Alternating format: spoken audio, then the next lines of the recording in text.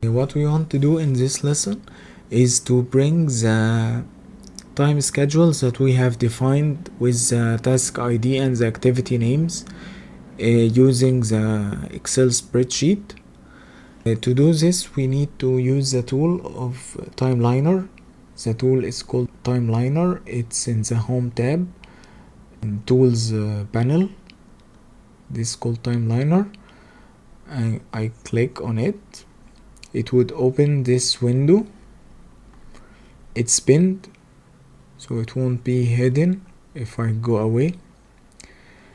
We need to bring in the tasks that we have defined in the Excel spreadsheet. You can add a task manually, but instead we use the Excel because it's easier. You can add a task like this. It's called a new task. You can double click and rename it whatever you want, columns for instance. You can set the planned start and the planned end yourself with the actual start and actual end. This is the task type that I have been talking about in the Excel. That's why I told you it have to be construct using this spelling, C capital, and the rest of the words small. There are three types for any construction element. It would be construct, demolish, or a temporary. It's a temporary work for a set amount of time, and it would be demolished or removed. So it's either a construct, you building something, or demolish, you bringing down something. The attached is selected element using this activity, the association of an activity with an element into the file, and the total cost. And this is a Gantt chart I will explain when we bring our tasks. You can delete this task by selecting it and click on delete on the keyboard. If you want to import a timeline or a schedule with activities, you can use the tab of data sources. In here you can click add data source. You will see that we can't import a Microsoft Excel file or .xlcx file. What we can import is a CSV import or a Microsoft project file or a Primavera P6 file, but those are only the web services, not the installed software on your device. You can import a CSV import, but we have the Excel file saved as an XLSX. So what we can do is save the Excel file using an CSV extension. We can click on file and save as the same folder. We can select the save as type, CSV. You will find it here, CSV comma delimited, which means it's separated by commas. .csv. You will use this extension file or this type with the same name, task ID.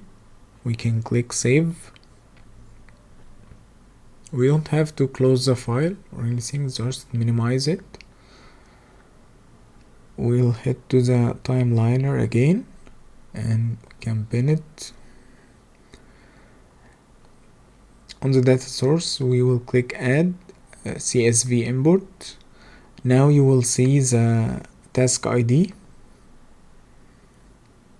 You can click open, and we can look into some settings of the CSV import.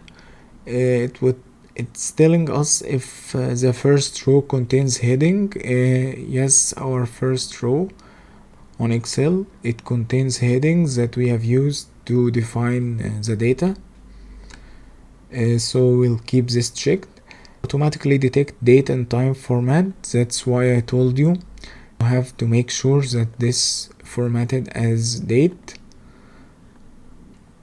if you give you it if it gave you an error or something, or if it doesn't understand the date and time formats, you can use specific date or time format. You can define it, months, day, year for the abbreviations, and you can add the hour and time. You can delete this and it's showing you a sample. If I deleted this, if you don't want to use hours, this is a sample it's showing you. I will keep it automatically detect date and time and see what it would give us. After that, it's telling you to select the external field name. Right here you have the task name. You can select from a drop down. These are the columns inside the Excel. The task name is called the activity name that we have input. We don't have anything for the display ID. The task type or the type that I have explained is the type, which is construct if you are building. The synchronization ID or the sync ID, it's the task ID that we have created as a synchronization between the activity and the elements. The planned start date is the start date here in Excel, and the planned end date is the end date. We don't have actual start date or actual end date here. When you come to the costs, we input the material cost inside the Excel, the material cost here, and the labor cost. I didn't add in this project any equipment cost or subcontractor cost. You can define any fields that you want, and it's called here from user 1 to user 10. You can click and rename this if you want to input any other fields, and that's okay for now. I'll click OK, and that's our import. If we head back to the tasks tab, you can't see any activities yet because you have to click refresh the selected data source or all data source. We only have one. It would tell us to rebuild task hierarchy. Yes, okay. Some cells, the following columns contain, it's an invalid way. It didn't recognize the planned start date and the planned end date. That's okay. I'll tell you what will happen. We'll head to the tasks. You will see the planned start date and the planned end date are defined. And this is our Gantt chart. You can use the zoom here to adjust it. As you can see, this is the Gantt chart with each task with its planned start and the planned end date. The errors that we saw is sometimes it brings some blank cells. If you use this arrow to go down, you will see some blank cells that have been imported from Excel.